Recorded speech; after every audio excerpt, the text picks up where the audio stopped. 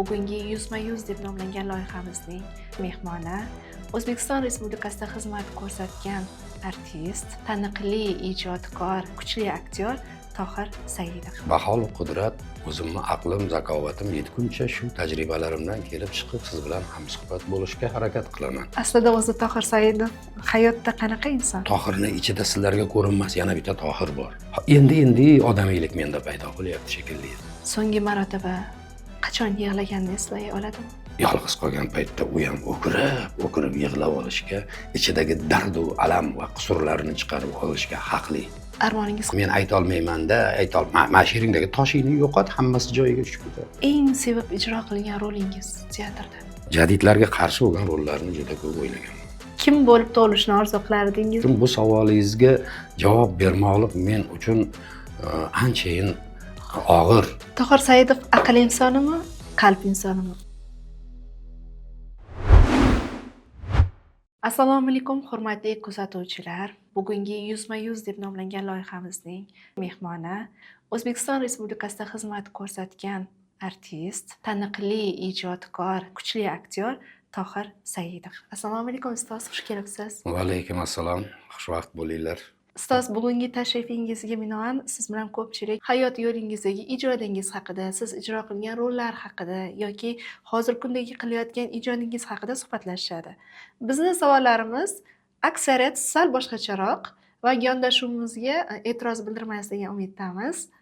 Ko'ngil sarhadlariga ham tashrif buyuramiz. Albatta, siz hech narsadan xijolat bo'lmasdan, ko'nglingizga nimaiki savol keladigan bo'lsa, mana shu Jadid gazetasini ijodkorlari nimaniki lozim topib shu odamdan so'rasak bo'larkan degan bir qarorga kelgan bo'lsanglar, tortinmasdan savollarni beraveringlar. Insonning umri faqatgina ijod bilan bog'liq emas, uni oilaviy hayoti bor, do'stlar davrasi bor, bu jamiyatda o'z o'rnini topa bilib ketish yo'nalishlari bor. Nafaqat ijod yo'nalishida qolaversa, hayot yo'nalishida ham bir oila boshiman, farzandlarimni tarbiyalab voyaga yetkazib uyli joyli qilganman va nevaralarim bor. Demak, bahol qudrat, o'zimni aqlim, zakovatim yetguncha shu tajribalarimdan kelib chiqib siz bilan hamsuhbat bo'lishga harakat qilaman.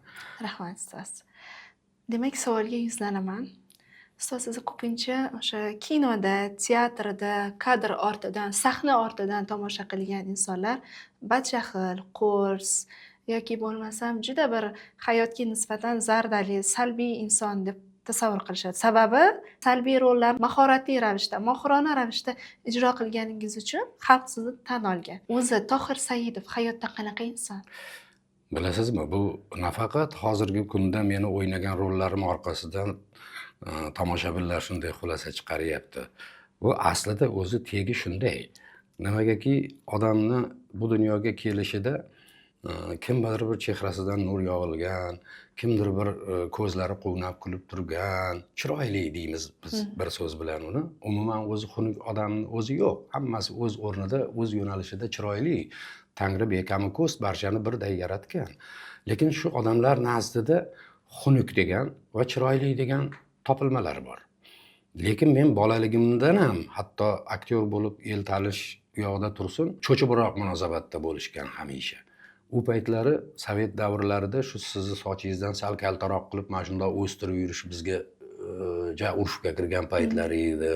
Haligi klyosh deyilardi o'sha paytda. Mana bu pochalari bir 40-45 santimetrli shimlar kiyib yurishlar, bir urush bo'lgan paytlari bor. Bugungi zamon tilida uni moda deydi. O'sha paytlarda ham tramvay, trolleybuslarda ketayotgan paytimizda mana shunday ketayotib, onaxonlarimiz, opalarimiz shunday turib menga ko'zi tushishi bilan puli turgan joyini ushab qo'yishardi. Demak, bir o'g'ri muttaham bo'lsa kerak deb ko'rinishimdan shunaqa baholagan bo'ladimi? O'lganning ustiga tepkan qilib, bu yog'iga ketma-ket mana shunaqangi rollar ijrolari nasib qilaverdi. Shuni orqasidan hozir meni ko'rgan odam bu odam emas degan bir xulosaga kelib qolgan. Aslida o'zi Tohir Saidov hayotda qanaqa inson? Pozitivmi? Tohir Saidovni hayotda o'zini bilib qanday baho bera oladi? Unga atrof muhitdan berilayotgan baho menimcha to'g'riroq va o'rinliroq bo'ladi. O'zi haqida o'zi gapiradigan bo'lsa, fazilatlari haqida gapirsa, maqtanchoq bo'lib qoladi. Qusurlaring haqida gapirmoqchi bo'lsang, shuni bilar ekansan, nimaga qilding shu ishlarni deydigan savol tug'iladi. Shuning uchun bu savolingizga javob bermoqlik men uchun anchayin og'ir. Shoirning she'ri bor, xonandamiz go'zal bir qo'shiqlar bilan tarannum etgan, mening kimligimni el bilsa bo'ldi deydi. Ana o'sha buni eldan, yurtdan, tomoshabin muxlislardan so'rasa o'rinliroq bo'ladi. Ko'ngil sarhadiga tashrif buyuramiz. Tohir Saidov o'zi bo'lib, sahnada emas, kinoda emas, o'zini hayotida so'nggi marotaba qachon yig'laganini eslay oladimi? Tangridan berilgan kulgu bilan yig'ini baravar olib yuraman. Men unaqa erkak kishi yig'lamasligi kerak degan gaplarga unchayin qo'shilavermayman. Nimaga yig'lamaslik kerak? Ayollar ko'p yig'laydi deydi. Shuning uchun ham erkaklardan 10 yil, 15 yil ko'proq yashaydi-da. Men ham bu dunyoda uzoqroq yashash uchun ham o'zim yig'lab turaman. Nega yig'lamaslik kerak? Shu tuyg'uni Tangri ko'nglimizga solgan bo'lsa, bir xursandchilikdan yig'i bo'lishi mumkin yoki bo'lmasa biror bir g'amli kuningiz inson yo otasini yo onasini yo'qotishi mumkin, yo qalin do'stini, gohida hech kimni boshiga solmasin, farzandidan judo bo'lgan holatlari bo'ladi. Endi u men erkakman, yig'lamasligim kerak deb turib o'zini tiyib turishi qanchalar to'g'ri bo'ladi? Ma'lum darajada tiyish mumkindir. Chunki ota sifatida o'sha joyda agar hammasi tog'day senga suyanib turgan joyida o'zini tutib tura olishi mumkindir. Ular uchun, ularni yaxshi yashab ketishi uchun va shu qiyinchiliklardan osonroq o'tib ketishi uchun. Lekin yolg'iz qolgan paytda u ham o'kirib yig'lab olishga, ichidagi dard va alam va qusurlarini chiqarib olishga haqli. Tangri bergan ne'matni barchasidan a'lo darajada foydalanmoqlik lozim. Yig'lash degan tuyg'uni ham Tangri bekorga bermagan. Bandam yengil tortsin degan. Mana shu faoliyatingiz davomida turli xil rollarni ijro qilgansiz.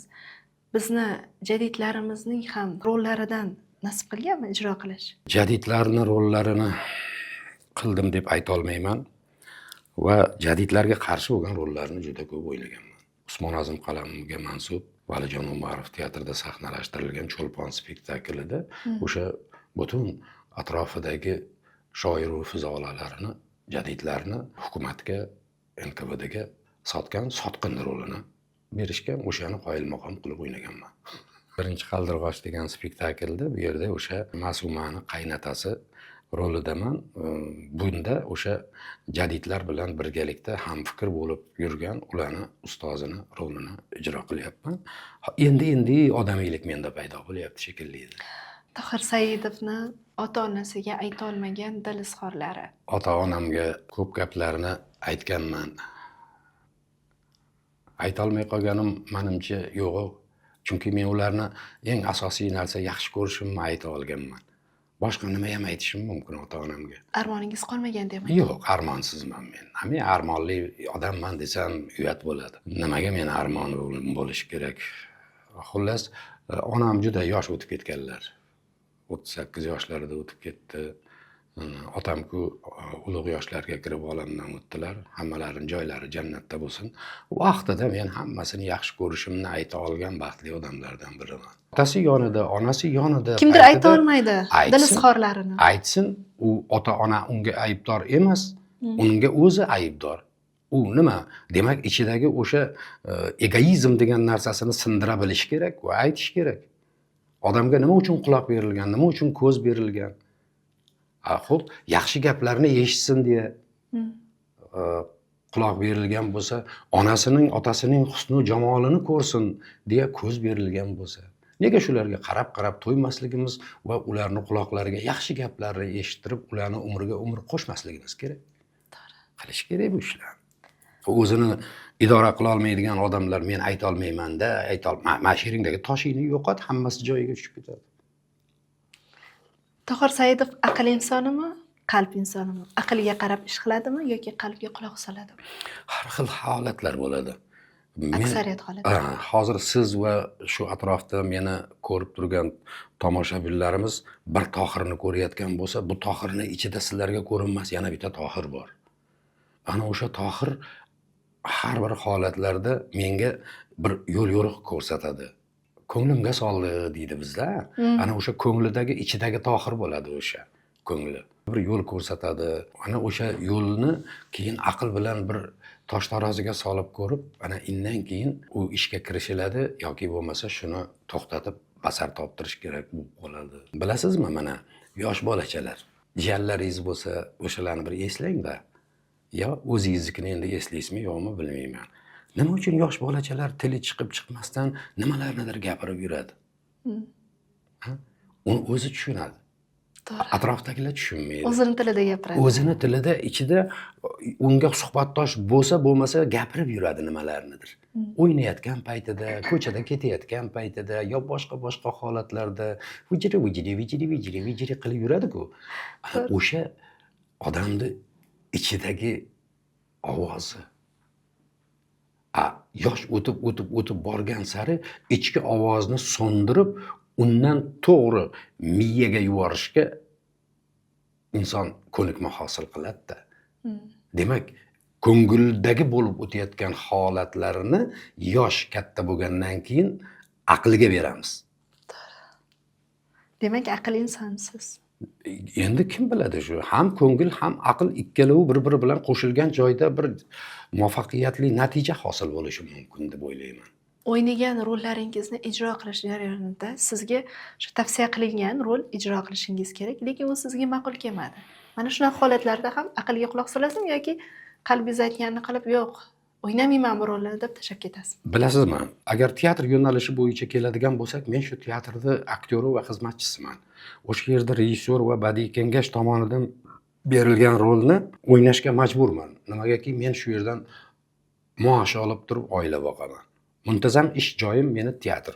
U joyda misol uchun men yo'q, buni o'ynamayman deb turib voz kechadigan haqqim yo'q. Qonuniy haqqim yo'q bunga. Vaholanki men shuni istamayotgan bo'lsam ham shuni qilishga majburman. Lekin bizda shunday bir variantlar uchun yo'l berilganki, badiiy kengashga yoki rejissyorga murojaat qilib turib aytiladi, menga bu roldan ko'ra mana bu rol ma'qul kelyapti desak, imkon darajasida o'zgartirishga harakat qiladi. Bo'lmasa buni ham qilasan deydi, uni ham harakatingni qilib ko'rchi deydi. Mana shunaqangi. Lekin mana kinoda yoki har bir teleseriallarda, novellalarda bu narsalar meni o'zimni ixtiyorimda. Chunki men u yerda shartnoma asosida ishlayman.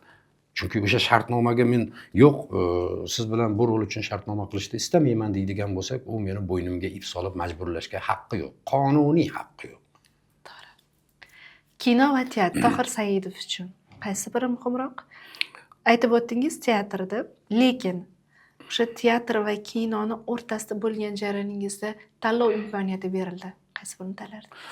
Ikkalovida ham rol ijro qilaman. Meni chunki institutda bitirgan fakultetimning nomi drama, teatri va kino aktyori. Fakultetini men tamomlaganman.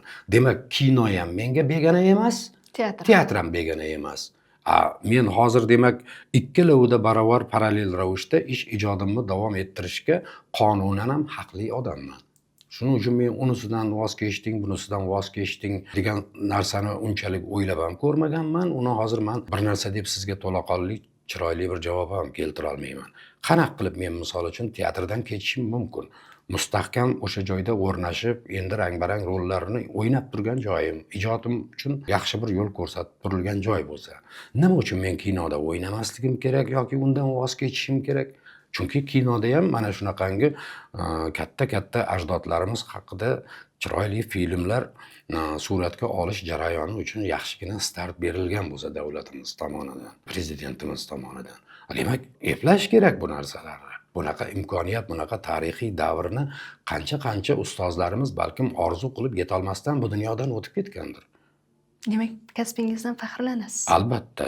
Agar hayotga takroran kelganingizda, jadidlarimiz ichida kim bo'lib tug'ilishni orzu qilardingiz-u yoki qaysi bir avlodni vakili bo'lishni xohlardingiz? Navoiyroq bo'lsam kerak. Chunki Amir Temur jangu jadal, hamisha ot ustida ko'plab yurtlarni o'ziga bo'ysundira olgan qahramonimiz sifatida gavdalanadigan bo'lsa, meni tabiatimda bunaqangi vajohat yetishmaydi. Lekin Navoiyni aytayotganim bejiz emaski, o'sha Navoiy bobo kalorimizga o'xshagan qanaqadir lirikaga moyillik va yumshoq tabiatlilik unchalar zug'um bilan emas, qo'rqituv bilan emas, aql bilan o'ziga tobe qilish holatlari. Buni o'rtasida juda katta farq bor deb o'ylayman. Mana shu Amir Temur rolini ijro qilgan aktyorlardan ko'proq sizga ma'qul kelgan, manzur kelgan qaysi biri bo'lgan? Teatrda yoki kinoda? Bilasizmi, rollar ijro etilishida bu yaxshi, bu yomon degan gap aytilmaydi. U yaxshi o'ynadi-yu, bu yomon o'ynadi degan gap bo'lmaydi. Chunki har bitta aktyor o'zining ichki dunyosidan kelib chiqib shu narsani talqin qiladi. Bittasini qilgan ishini ikkinchisi takrorlay olmaydi. Tomoshabin ham xuddi shu aktyorlar singari o'zining miyasida chizib qo'ygan Amir Temur bor. Uni qaysinda ko'proq topadi, qaysinda kamroq topadi. Mana shu bilan bog'liq narsalar. Shuning uchun men hech bir hamkasbimni mana shu rolni maromiga yetkazib o'ynolmadi degan so'zni ayta olmayman. Aslida o'zi yomon aktyor bo'lmaydi. Uning roli o'ziga tushishi kerak. Tushmagani bo'ladi. Mana sizga bir teatrimiz misolida keltiraman. Hammamiz yaxshi biladigan Shukur Burxonov buyuk aktyor. Eng kuchli aktyorlardan biri deyilgan. G'ani Azamovchi, u ham kuchli aktyor. U ham buyuk aktyorlardan biri deyilgan. Lekin Shukur Burxonovni o'ynagan rollarini G'ani Azamov o'ynay olmagan. Lekin G'ani Azamov o'ynagan rollarini Shukur Burxonov o'ynay olmagan. Chunki adabiyotda ham, san'atda ham janr degan narsa bor. Tragediya, drama, melodrama, komediya, music hall singari ko'plab janrlar bor. Kimning ichki dunyosidagi tabiati ana o'sha janrga mos tushsa, ana o'sha ishni xuddi ariqqa baliqni qo'yib yuborganda qanday erkin suzib ketgan bo'lsa, xuddi shunday aktyor ham berilgan rolda suzib ketaveradi. O'ziga, ichki dunyosiga mos va xos bo'lmagan rol tushib qolsa, u narsani o'ynash majburiyati yuklansa, demak u narsadan ko'proq o'zi rohat topolmagandan keyin tomoshabinni ham unchalar rohatlantira olmaydi. Tohir aka, hozirgi kungacha eng sevib ijro qilgan rolingiz teatrda? Teatr sahnasida ham, kinoda ham juda ko'p katta rollarni o'ynash baxti nasib etdi. Chunki dramaturgiyaning har bir zamon uchun yuksak cho'qqisi hisoblangan Shekspirning Gamlet asarida Gamlet rolini o'ynash baxti nasib etdi. Hammaga ham nasib qilmaydi. Olimxo'jayevdek buyuk bir siymoni ortidan 40 yil o'tib men shu rolni ijro qildim. Endi hozir teatr sahnasida bu spektakl qo'yilmayapti, chunki Gamlet qarib qoldi. Said Ahmad qalamiga mansub bo'lmish o'sha Ufuq asari bor. O'sha Ufuq spektaklini Olimjon Salimov tomonidan qo'yilganda Tursunboy rolini o'ynaganman. Mana o'sha Tursunboy roli meni juda ichimda, yuragimda qolib ketgan. O'sha paytlari spektakl sahnada ijro qilinib turgan paytlarda siz aytgan o'sha rolni sevish va uni qachon bo'lishini kutish shu ikkita spektaklda ko'rganman. Jizillagan. Shuni bo'ladigan vaqti raspисание bo'yicha qaysi kun ekanligini kutganman. O'tgan yillar ichida mana shu ijro qilingan rollar, berilgan spektakllar, kinodagi rollar ichida sahnadagi yutqizilgan va yutilgan jarayonlar ortida hozir biz teatrda yutyapmizmi, yutish pallasidamizmi yoki yutqizish pallasidamiz? Tomoshabinlarga ozuqani bera olyapmizmi yoki yo'q? Yoki kinodan olishyaptimi? Ko'pchilik odamlar o'sha teatr bilan kinoni bir-biriga qo'shib turib taqqoslashadi-da. Bu ikkalovi ikkita bir olam, ikkita san'at turi hisoblanadi bu. Ba'zida shunday savollarni berib qolishadi, ba'zi joyda sizga deydi Yulduz Usmonova ashulalari yoqadimi? Yoki bo'lmasa deydi Munojot Yo'lchiyevani deydi. Munojot Yo'lchiyevani klassik ijodi boshqa bir yo'nalish, Yulduz Usmonovani ijod yo'nalishi estrada bu butunlay boshqa yo'nalish. Xuddi shunday teatr boshqa dunyo, kino boshqa dunyo. teatrni ijrosi kinoga to'g'ri kelmaydi. Kinoni ijrosi teatrga to'g'ri kelmaydi. U bir xildagi narsaga o'xshab ko'ringani bilan uning ijro texnikasi tubdan farq qiladi. Misol uchun kino deganda umumiy plan, o'rta plan va eng yaqin plan bor. Teatrda qayerda ko'rgansiz shu narsani? Yo'q. Agar siz o'sha teatrdagi ijroni kinoda qiladigan bo'lsangiz, yaqin planda o'sha emotsiyangiz yoki bo'lmasa teatrdagi qilgan xatti-harakatlaringizni qilib tashlaydigan bo'lsangiz, balkim kichkina televizor ekranida unchalik sezilmas. Lekin panoramani katta zalida ilinib qo'yilgan ekranda xuddi siz yuzingizni o'zida dengizdagi bir bo'ronday bo'lib ketib qoladi o'sha mimikalaringizda. Shuning uchun bu narsalar tubdan farq qiladi. Nima uchun institutda ham teatr sahnasida zo'r bo'lgan aktyor kinoni qotirib tashlaydi deb turib dars berishardi? Yo'q. Kinoning spesifikasi boshqa dunyo. U sizni katta unvon egasimisiz, katta rollarni teatr sahnasida ijro etganmisiz, kino o'ziga qabul qilmasa, demak sizni u yerga qadamingiz bosilmaydi. Ekran odam bo'lishi kerak. U ekran boshqa dunyo. Teatr bilan kinoni ikkita dunyo sifatida, ikkita bir ijro uslublari tubdan farq qiladigan joy sifatida qabul qilaman. Shu o'rinda ko'ngil sarhadiga qaytaman. Siz sevgisiga erishgan insonlardan birisiz. O'sha sevishib, ayolingiz bilan sevishib turmush qurgansiz. Hozirgi kunda 90% desak ham mubolag'a bo'lmaydi. Sevgi, muhabbat, mehr, oqibat, sog'inch tushunchalari, tuyg'ular yo'qolib ketyapti. Sababi nimada, Tohir aka? Yigit bilan qiz o'rtasidagi sevgi, muhabbat dunyo bo'lib turadiki, bu narsa yo'qolmaydi bu. Tohir Saidov, Dilobar Saidova bilan institutda o'qib yurib bir-biriga ko'ngil qo'ygan paytlari haqidagi ma'lumotlarni qachon, qaysi bir gazeta sahifasida yoki bo'lmasa qaysi bir televideniya ekranida ko'rgansiz? U paytlarda bizni bu tuyg'ularimiz haqida qiziqishmagan. Chunki biz umumiy o'sha odamlar orasidagi yurgan bir vakillar qatori bo'lganmiz. Yillar o'tgandan keyin 4 tadan bittasi tanir boshlab, "Men bu aktyor-ku, bu san'atkor-ku" deb turib e'tibor qaratilgandan keyingina bu narsalar ochiqlanyapti-da.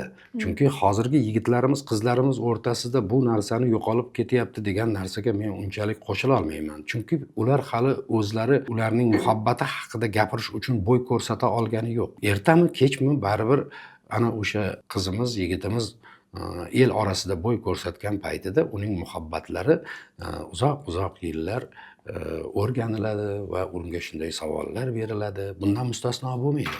Chunki hayot bor ekanki, sevgi va muhabbat o'lmaydi. U Tangridan berilgan bir ajoyib tuyg'u. Muhabbat degan narsa bu faqatgina ayol bilan erkakning bir-biriga tushgan ko'zi haqida aytmoqchi emasman. Hayotga muhabbat, vatanga muhabbat, har bir tabiatga va tabiat mavjudotlariga muhabbat degan keng ma'noda men fikr qilaman. Tabiatni sevishimiz, unga muhabbat qo'yishimiz lozim. Chunki uning bir bo'lagimiz biz. Mana hozir tabiatni inson vahshiylarcha yo'q qilyapti.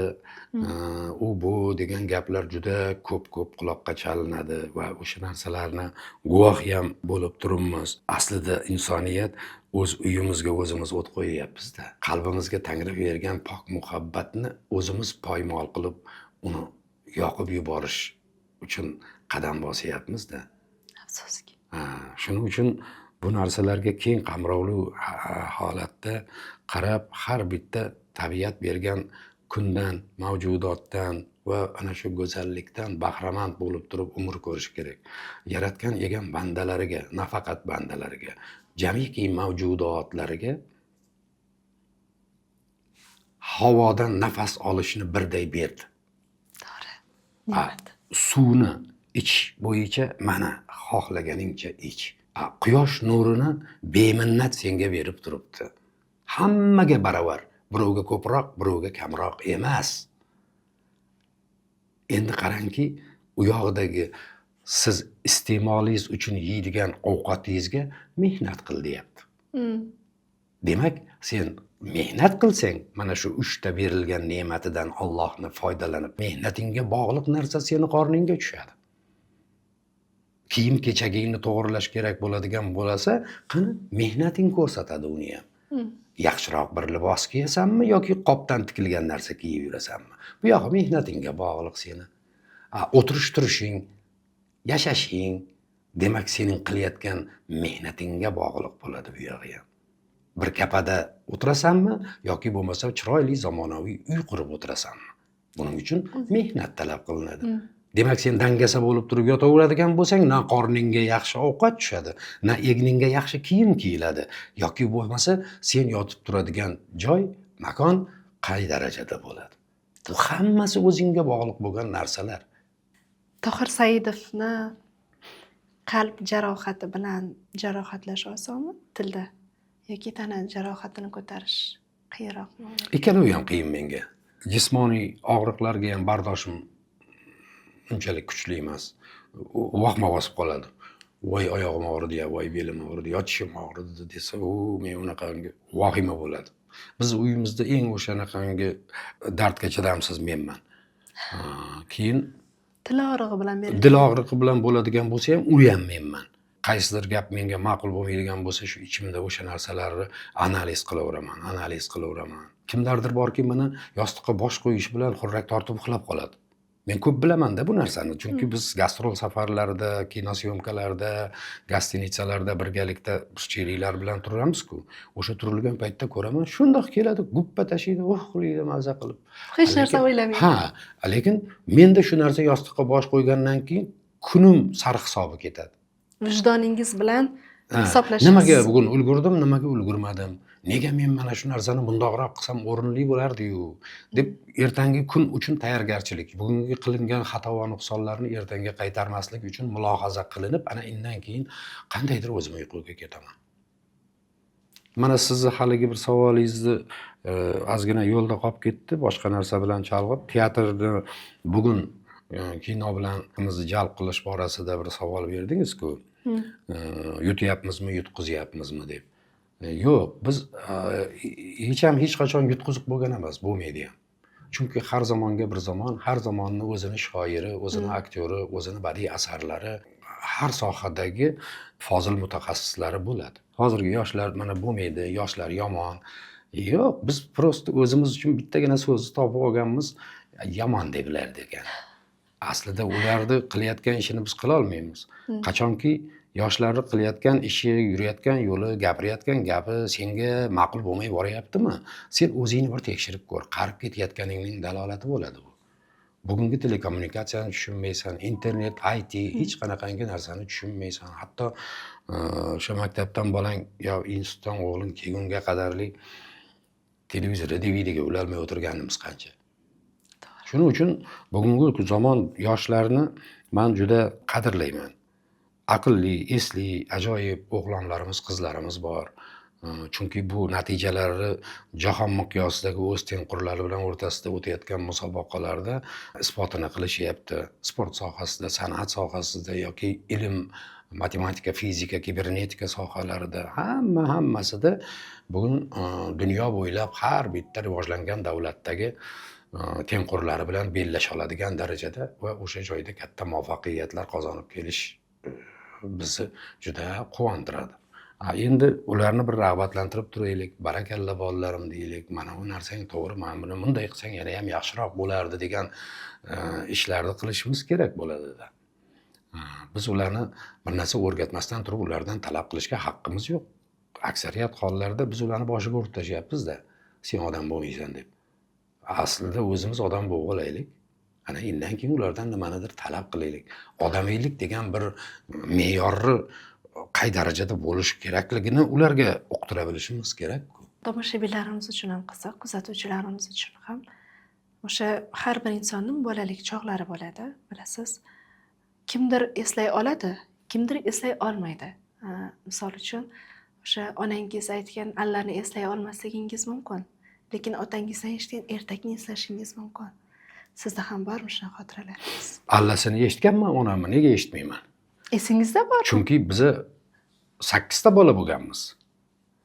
Men 3-chisiman, 2 ta opam, undan keyin menman, mendan keyin yana 5 ta.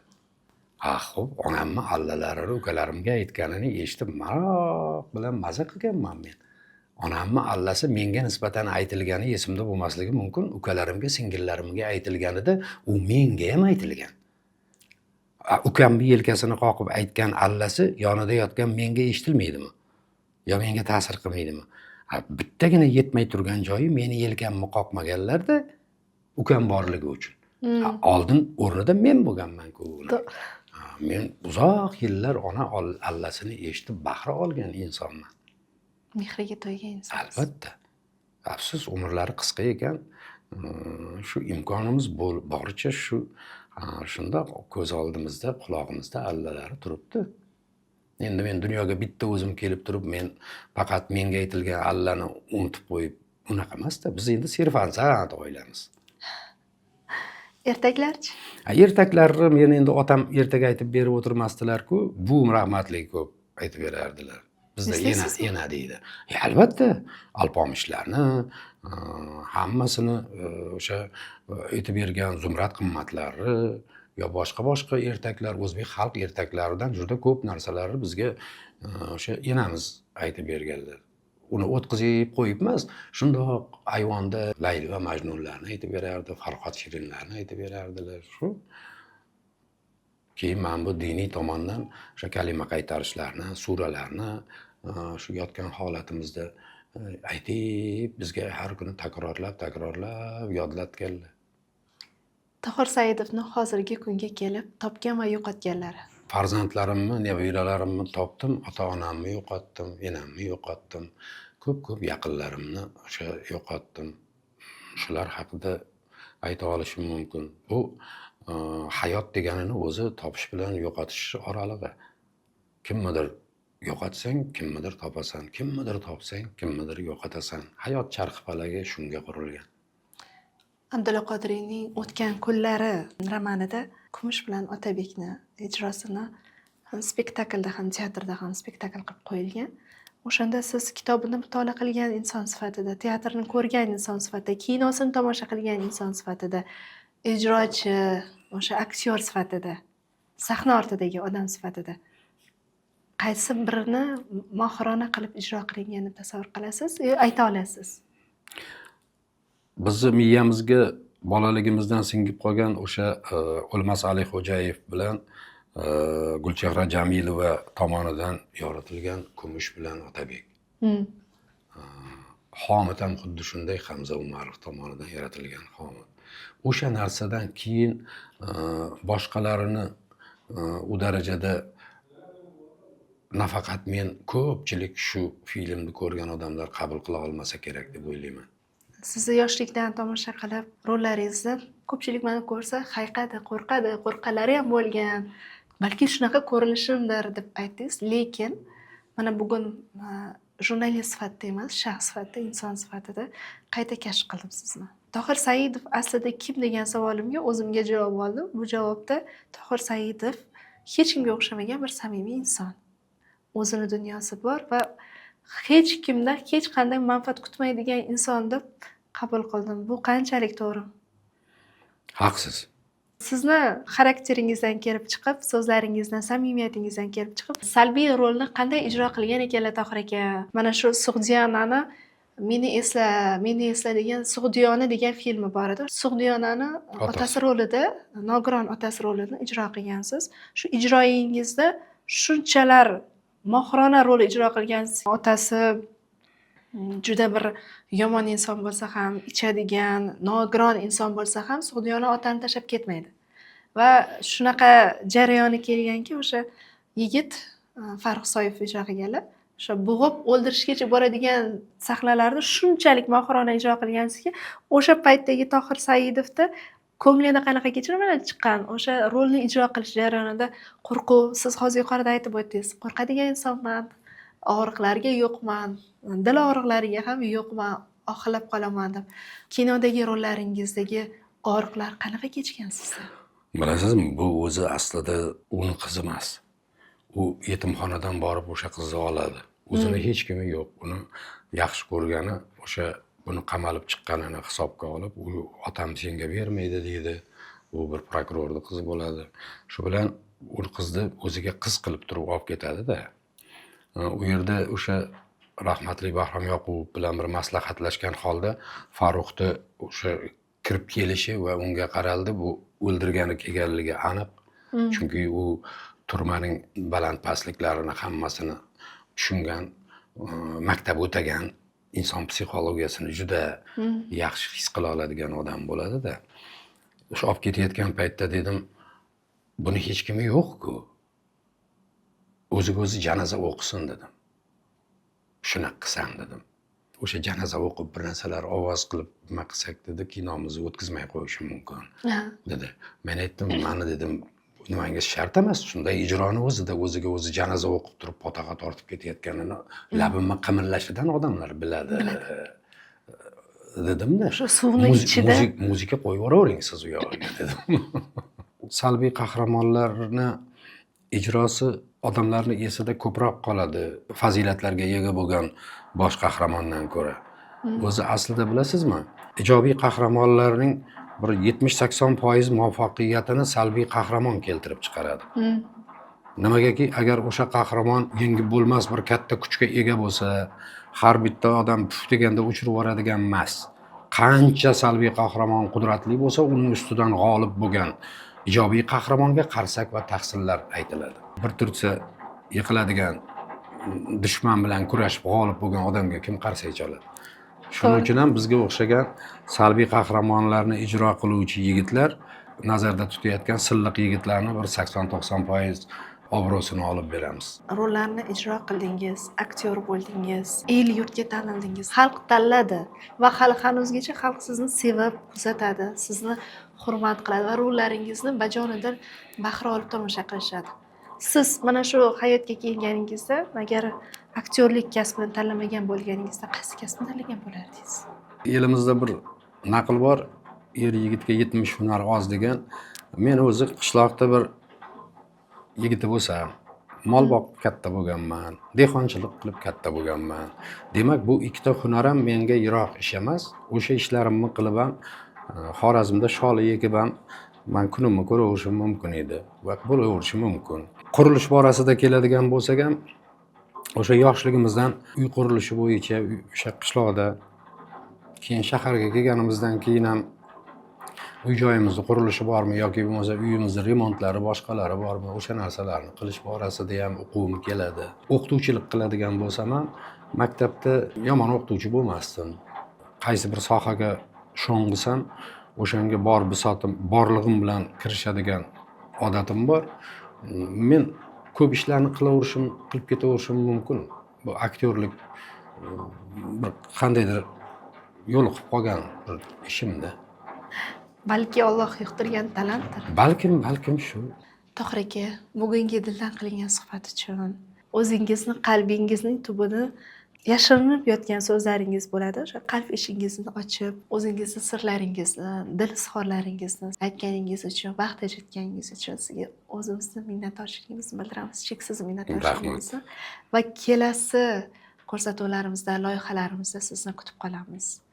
Chunki sizni xalq sevadi va xalq sevgan inson har doim hamisha o'sha xalq nazarida bo'lishi kerak deb o'ylaymiz. Rahmat kattakon sizga. Sog' bo'ling. Tohir aka, katta rahmat sizga. Tashrifingiz uchun juda ham xursand bo'ldik. Siz haqiqiy shu jadid bobolarimiz izdoshlaridan bittasiz. Jadid bobolarimiz teatrni, san'atni, adabiyotni millatni uyg'otishni vositasi, eng kuchli vositasi deb bilishgan. Mana shu yo'ldagi eng fidoyi insonlardan bittasiz. Bizni mana shu kitobimiz bor. 1 yillik maqolalarni jamlaganmiz, saralarni jamlaganmiz. Tilda, fikrda, ishda birlik degan mana shu kitob sizga jamoamiz nomidan taqdim qilmoqchiman. Barakalla. Rahmat. Shu o'rinda mana shu Jadid gazetasini ijodkorlariga va shaxsan sizga juda chuqur minnatdorchiligimni bildiraman. Sizday ulug' bir shoir bilan birgalikda zamondosh bo'lib umr ko'rayotganimdan bag'oyatda mamnun bo'lib umr ko'raman. Sizni o'zingizga bu gaplarni aytish uchun qancha yillar orzu qilgan kunim shu bugun ekan. Minnatdorman. Ijodingizga barkamollik tilayman. Hamisha Alloh boshingizdan nurini yog'dirib turaversin. Boshqa mana shu ijodkor ukalarimizga ham kattakon rahmatlarimni aytaman. Sog' bo'ling. Barakallah. Rahmat e'tiboringiz uchun.